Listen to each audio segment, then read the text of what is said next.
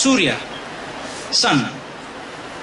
Tat Savitur, not the external body of light, but that Savita which invokes great intellect in us. That Savita, which is the witness to our buddhi and mana, which is a witness to our intellect and mind. That Savita, let it invoke, let it empower my hidden possibilities, my hidden abilities. That is a prayer, most ancient prayer.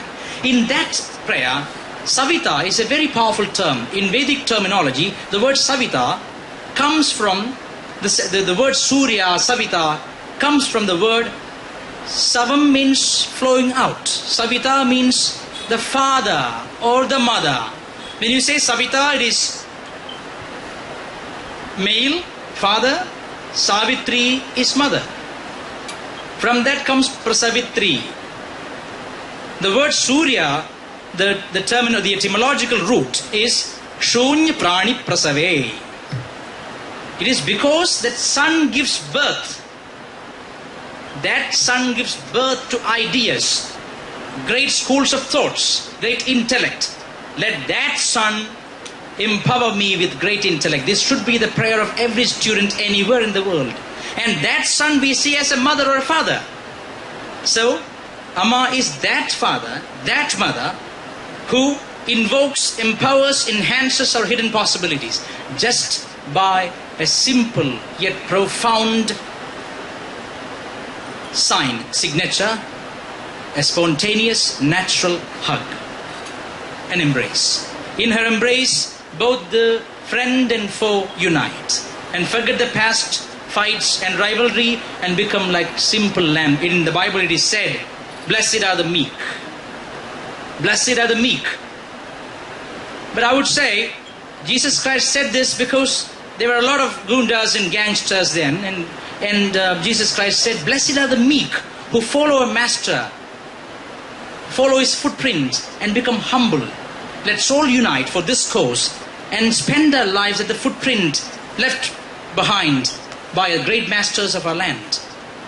And how can you get a glimpse of this so-called self-realization or the so-called bliss or the so-called enlightenment?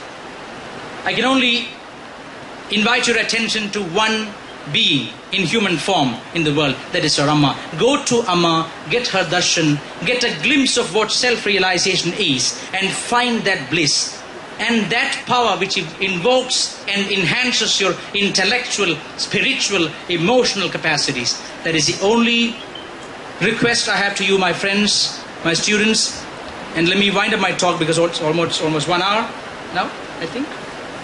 Yeah. Thank you very much for listening to me. Because there were a little discussion before I started this speech, and I'm a little uncomfortable when I speak in fences. But anyway, I think I have done justice to my topic. Because my only suggestion to you is to go to Amma, get her darshan, and feel for yourself what it means to us, what it means to Dr. APJ Abdul Kalam, what it means to Tumban. Go get the darshan, feel the presence of the great Mahatma, Amma, and work for her till you die. That is what Vivekananda said. The most respected sloka, verse in the Upanishad, Uttishtata Jagrata Prapya Varan Nibodhata Shurasya Dhara Nisita Duratyaya Durgam Pathastad Kavayo Vadanti.